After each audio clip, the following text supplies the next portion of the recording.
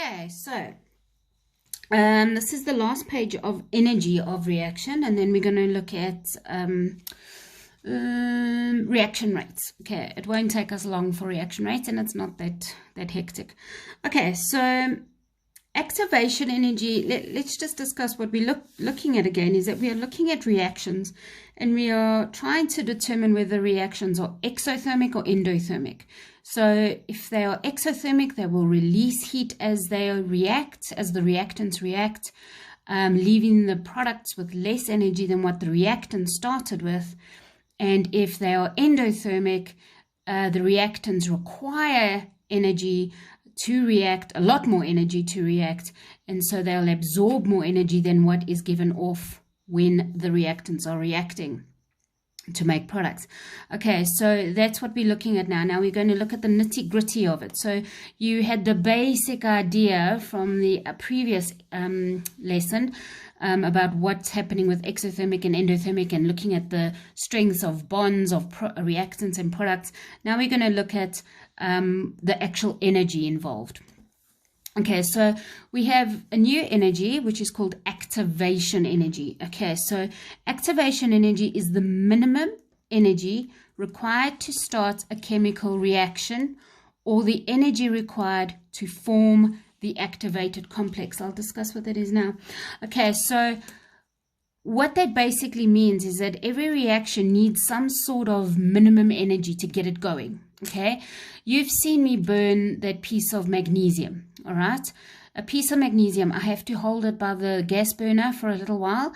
That gives it the activation energy, and once it starts to catch, it glows a lot brighter than the light from the gas burner. So the burning of magnesium in oxygen is an exothermic reaction, because it gives off a lot of energy in the form of light and heat, and more energy than what we gave it to begin with. Okay, so the activation energy just gets the reaction going. Okay, there is a definition for it, so just check the definitions that I gave you. And then the activated complex, so this is a high energy, unstable, temporary transition state between reactants and products. Now think about this. Imagine you've got this like I've got these pens now. Okay, so I want them to create something new, so they have to break apart first, okay, in order to make something new. So an activated complex is pretty much this, okay, and then they can now go to the other ones and create the new product. Okay, they look very similar, I do realize this, but this one's like clear black plastic and that's solid black plastic. Okay, so the activated complex is that transition period between reactants and products. Okay, and it's where the reactants have broken up and the products have not yet made their bond yet. Okay, so I hope that makes sense. So we're going to look at a potential energy graph. Now, girls, this can be called a number of things. There's no set name for these graphs. You can call them energy graphs, potential energy graphs. I can't remember what the textbook calls it.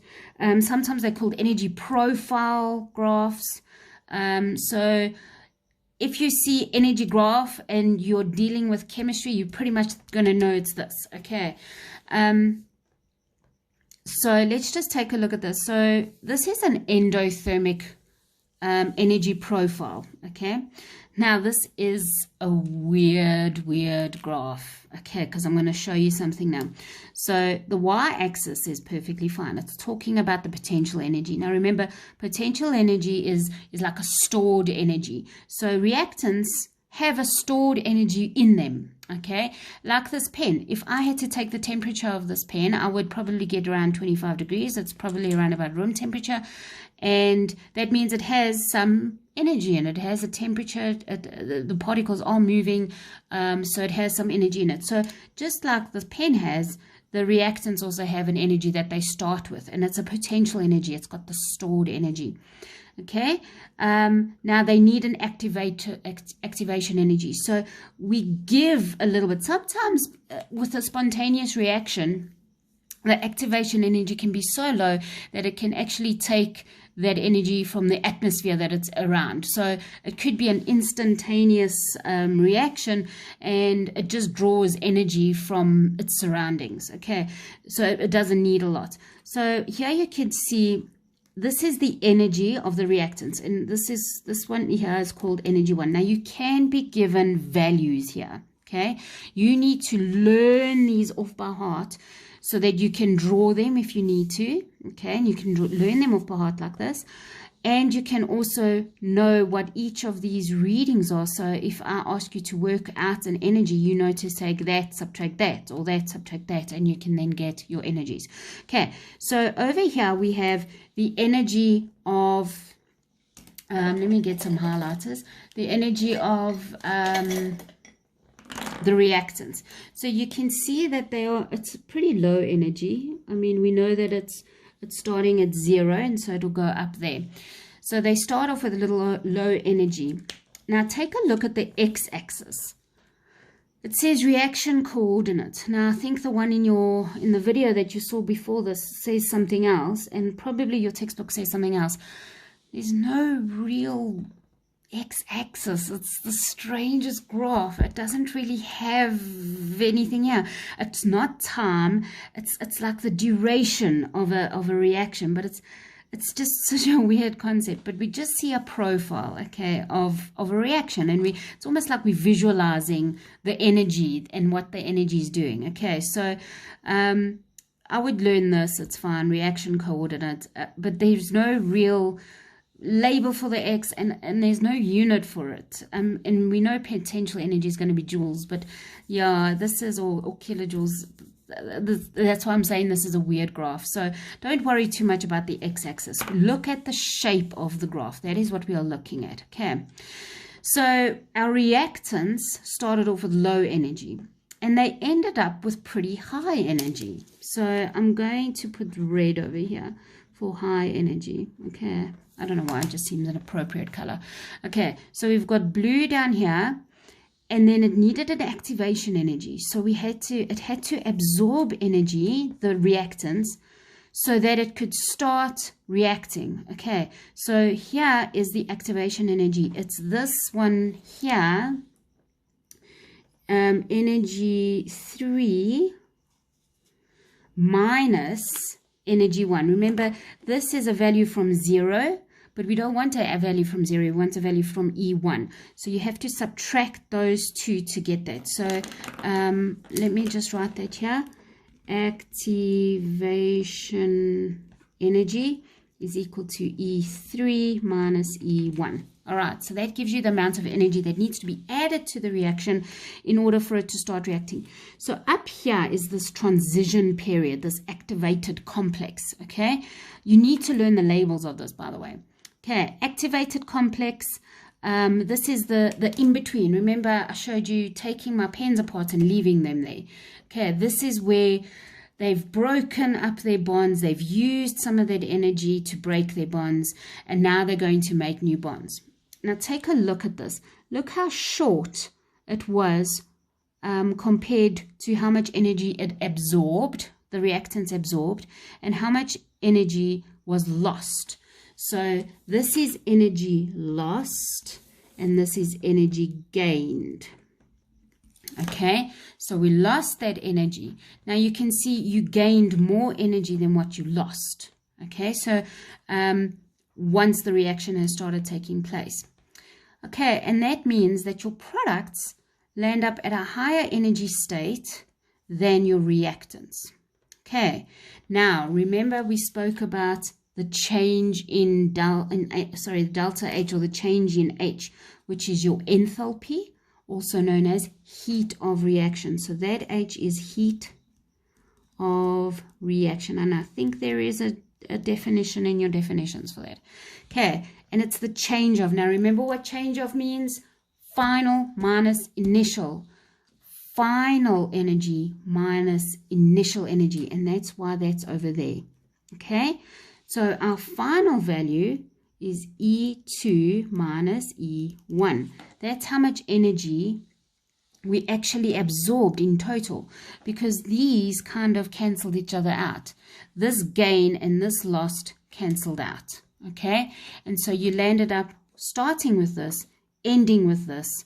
And so if we take that one minus that one, you're going to get a positive answer. You've got a bigger value minus a smaller value, and that will give you a positive. So whenever you look at reactions, and sometimes you see this delta H written next to it, and if it's a positive value, or here where it says delta H is greater than 0, that means it's positive. Okay, so remember that it's positive.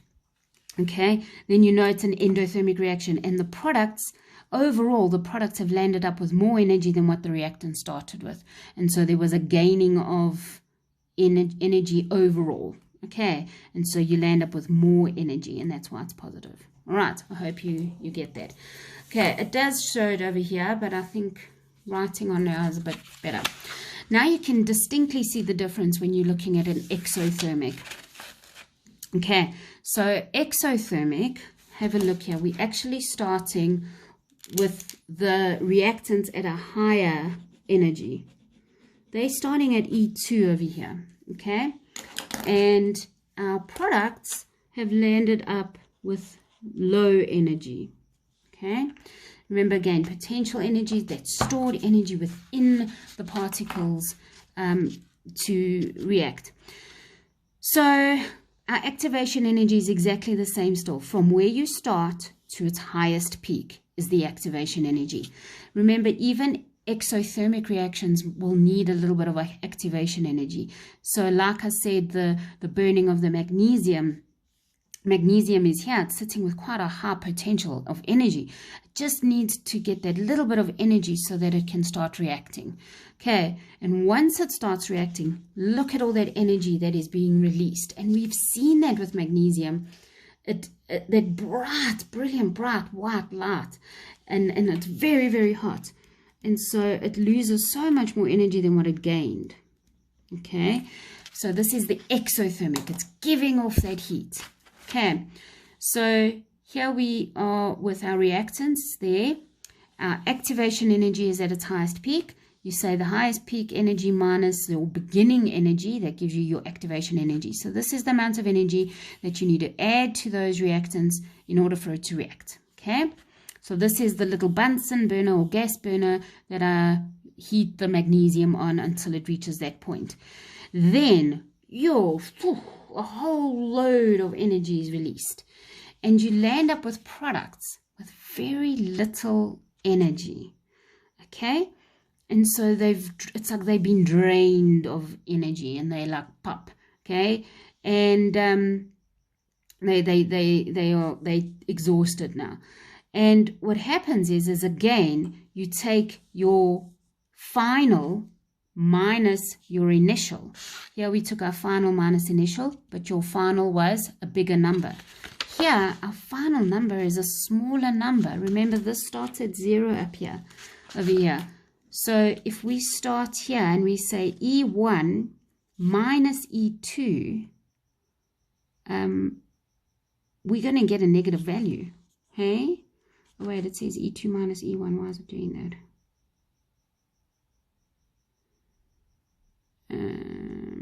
It shouldn't do that.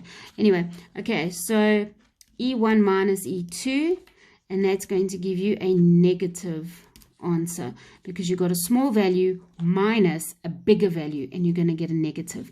And so this gives you negative. So when you see your delta H, which is less than 0, so the change in energy, weird how this one is. Don't do that one. That's not right.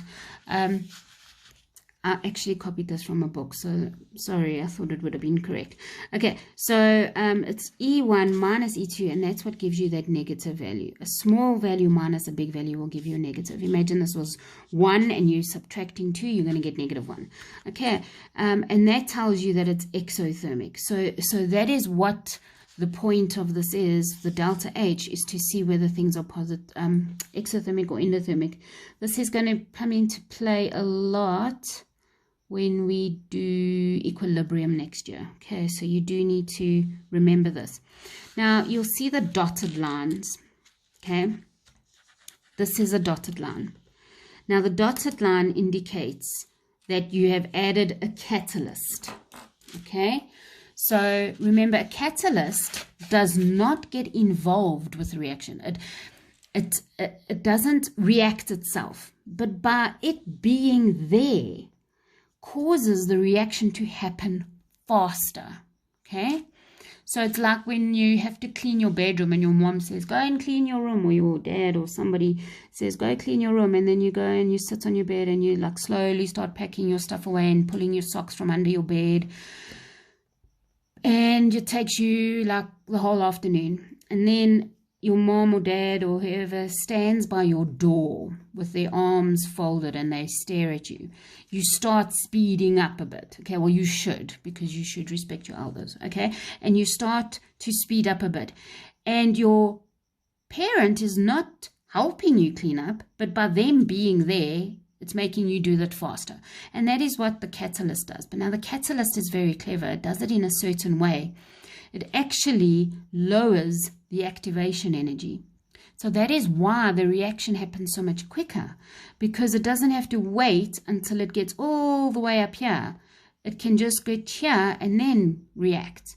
All right, so that's why it causes it to happen quicker, because a catalyst lowers the activation energy. We are going to talk more about catalyst when we do reaction rates. Okay, so the dotted line is an indication of this graph if you have added a catalyst. Notice how it lowers the activation energy. I don't know if that yellow is meaning anything right there, so let me do that. Okay, so it lowers the activation energy so that the reaction can start happening quicker, and then it gets quicker. Okay, again, please note as well that the dotted line starts at the same place and ends at the same place as the reactants and products. It doesn't change the overall enthalpy. It doesn't change the heat of the reaction. It doesn't change delta H. It just changes the path in which it uses. It changes that activation energy, and so that's why it happens quicker. Imagine you're on a roller coaster at Gold Reef City and you're going up, up, up, up, up, and it's taking forever to get up there. Meanwhile, somebody else over here has already reached the top of the ride and is now going down. Not such a thrilling ride, but they're going to finish first. Okay, and so the same thing happens here. Please take note that it starts at the same energy as, and at the same time. Please don't make it smaller. Remember, this x-axis is not time, and so you can see here that it does the same thing. It just lowers the activation energy, and that causes it to make the reaction go faster. Okay, so that's all I really want you to do today, is to watch that other video and this video, and I hope you understand. Please watch this over and over and over until you understand it, because it's hard to hear it once and fully understand. This stuff is really hard, and especially the intermolecular forces, and you will probably need to listen to those videos a few times before you really get it, because I mean, if you think about it, I really do repeat myself a lot in class. Okay, so at least maybe that's what I must do in class now. Just record videos of myself, and then I'll just keep playing them every time you have questions. Okay, so Think Tank 13.2 and exercise 13.1 I would like you to do tomorrow, on Friday, and there will be a task. Okay, it's not going to be a difficult task. I'm going to try and do a quiz for you so you can finish it quickly on Google Classroom, and you can get your marks, and it's not going to be so hectic for you. Okay, all right, so have a good afternoon. Love you.